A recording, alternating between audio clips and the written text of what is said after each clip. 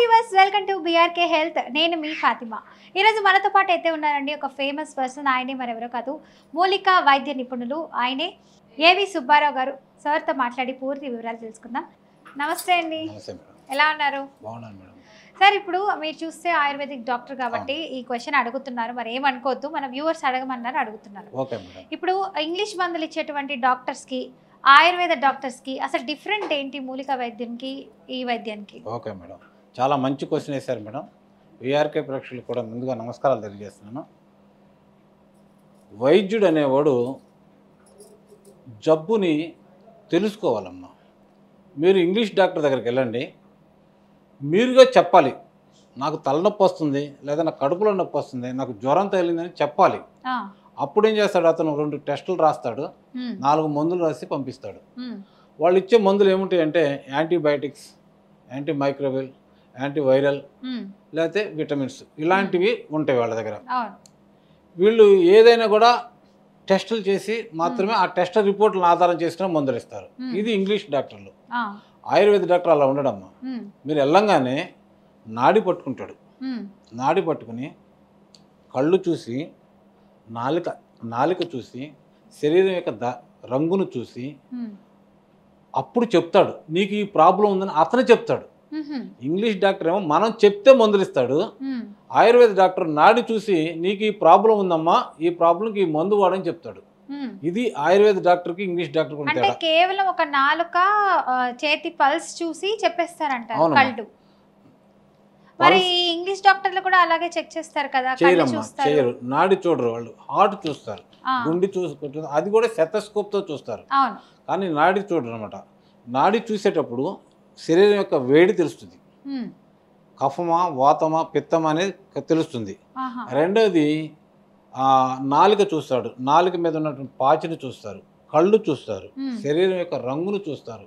అతని యొక్క తత్వాన్ని అర్థం చేసుకుని ఇతనికి ఈ ప్రాబ్లం వచ్చిందని అతను అర్థం చేసి దాన్ని బట్టి మందులు ఇస్తాడు. ఇంకా చూసుకున్నట్లయితే పూర్వకాలంలో కూడా ఆయుర్వేదాన్ని వాడేటోళ్ళు, అప్పుడు డాక్టర్స్ లేరు అని అంటూ ఉండేవారు.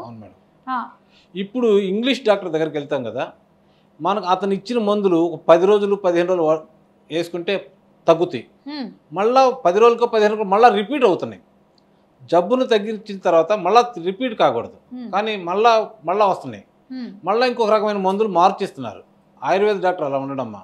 ఆయుర్వేద డాక్టర్ ఇచ్చిన మందు జబ్బు యొక్క మూలాన్ని దగ్గర నుంచి స్టార్ట్ చేసి పూర్తిగా నివారిస్తుంది అన్నమాట. అంటే ఇప్పుడు ఈ ఆయుర్వేద మందుకి ఇప్పుడు బయట ఇంగ్లీష్ డాక్టర్లు ఇచ్చే మందుకి అంటే డిఫరెన్స్ ఎంత రోజుల్లో తగ్గుతుంది అంటారు? ఇది వచ్చేసరికి చిన్న చిన్న జబ్బులు అయితే వారం నుంచి 15 రోజుల్లో ఇద్దరి తగ్గుతాయి అమ్మా.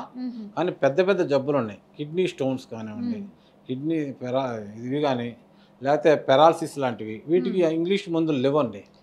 అంటే మూలికా వైద్యంతోనే తగ్గించుకోవచ్చు అంటారా? మూలికా వైద్యంతోనూ తగ్గించుకోవచ్చమ్మా.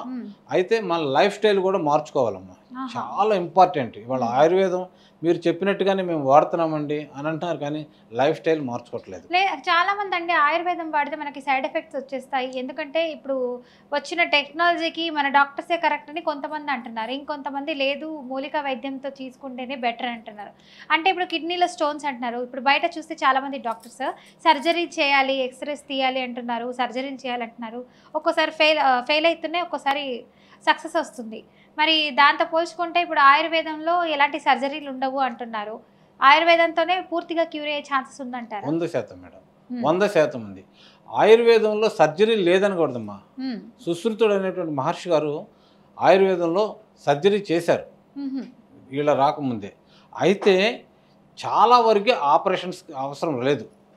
వీళ్ళకి ఏంటంటే సపోజ్ ఒక పైల్స్ వచ్చినాయి మేడం, మొలలు వచ్చినాయి, మొలల్ని ఆయుర్వేదంలో మెడిసిన్స్ ద్వారా తగ్గించుకోవచ్చు.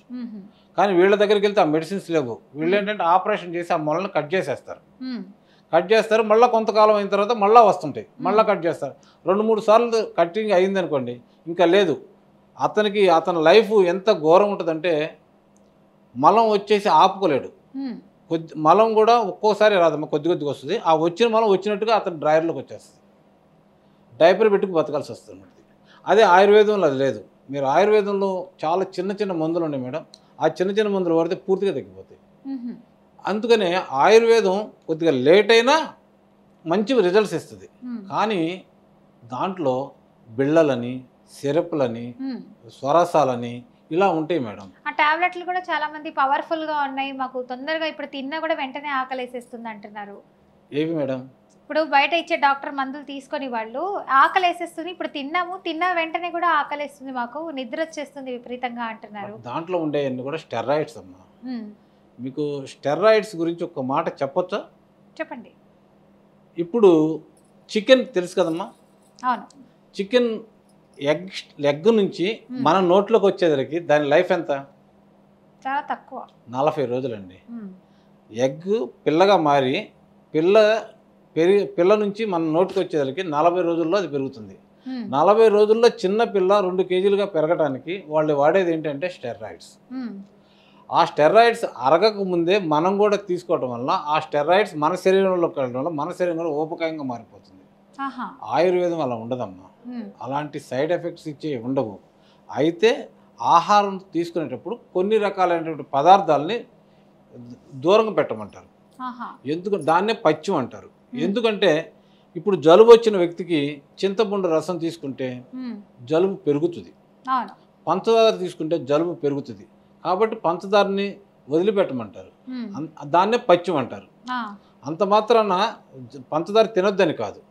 ఆ జబ్బు తగ్గించే క్రమంలో కొన్ని రకాల పదార్థాలు తీసుకోకుండా ఉంటే ఆ జబ్బులు త్వరగా తగ్గిపోతాయి, మూలాలతో సహా తగ్గిపోతాయి. కాబట్టి దాన్నే పచ్యం అంటారు. పచ్యం అంటే ఏం లేదమ్మా, పచ్యం అంటే ఇదే.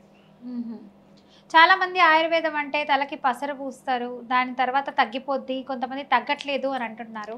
ఏ విషయంలో అమ్మా? ఏదైనా ఇప్పుడు చూసుకున్నట్లయితే పచ్చకామర్లు వస్తుంటాయి చాలా మందికి. అవునమ్మా.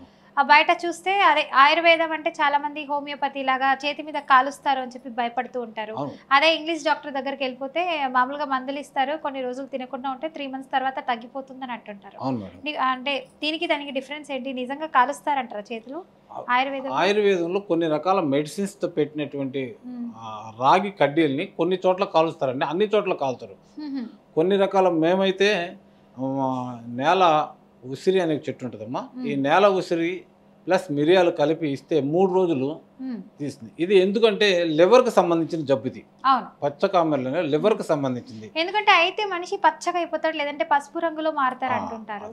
మీరు చిన్నప్పుడు ఇట్లా నోట్లో ఏలు పెట్టుకుని కక్కునేవాడు కొంతమంది, కక్కితే పచ్చటి పసరు వస్తుందండి, దాన్నే బయలు అంటారు.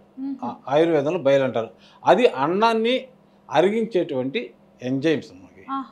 అవేం చేస్తాయంటే లివర్లోకి వెళ్ళి లివర్ దాన్ని అబ్జర్వ్ చేసి దాంట్లో నుంచి మన ఆహారాన్ని అరగదీసి మన శరీరం పంపుతుంది. ఎప్పుడైతే మీకు పసిగిరి లాంటివి వచ్చినాయి అనుకోండి, లివర్ పని చేయట్లేదు. ఎప్పుడైతే లివర్ పని చేయకపోతే ఈ యొక్క బయలు రక్తంలో డైరెక్ట్గా వెళ్ళిపోయి రక్తంలో కలవటం వల్ల పసుపు పచ్చటి పదార్థం పచ్చడి కదా మన శరీరం అంతా పచ్చగా ఉంటుందండి. మళ్ళా లివర్ బలపడి ఆ బయలు కలుపుకోకుండా చేసుకోగలిగితే జబ్బు తగ్గిపోయినట్టే. సో ఇప్పుడు ఇలాంటి అంటే ఇప్పుడు చెప్పుకున్నట్లు మనము ఎవరికైతే పచ్చకామెర్లు వచ్చాయో అలాంటి వాళ్ళు తినకూడని పదార్థాలు ఏంటి? చాలా మంది వంకాయలు, నాన్ వెజ్ ఇలాంటివి తినకూడదు అంటారు, మామిడికాయ కూడా తినకూడదు అంటారు. అవి తేలికగా జీర్ణమయ్యే ఆహారాలు తినొచ్చు. మాంసాహారం అనేది తొందరగా జీర్ణం కాదు. అన్నం 2 గంటలు, మామూలుగా పప్పు అన్నం 2 గంటలు అరిగితే మాంసాహారం 4 గంటలు పడుతుందమ్మా. కాబట్టి రెస్ట్ అనేది ఉండదు. కాబట్టి వాటికి అసలే జబ్బు, వాటి మీద ఇంకా ఒత్తిడి చేయటం వల్ల అవి ఇంకా బలహీనపడతాయి. కాబట్టి తేలికగా ఉప్పు, కారం, పులుపు ఈ మూడింటిని అవాయిడ్ చేయమంటారు ఈ పసిగిర్లు వచ్చిన వాళ్ళకి. ఉత్త చప్పిడి అన్నం, చప్పిడి పాలు, చప్పిడి పెరుగుతో అన్నం తినమంటారు అన్నమాట. అలా తినడం వల్ల కొంచెం వాళ్ళు త్వరగా రికవర్ అవుతారండి, త్వరగా రికవర్ అవుతుంది. థ్యాంక్ యూ సో మచ్ అండి, చాలా చక్కటి ఇన్ఫర్మేషన్ ఇచ్చారు మీరు మాకు.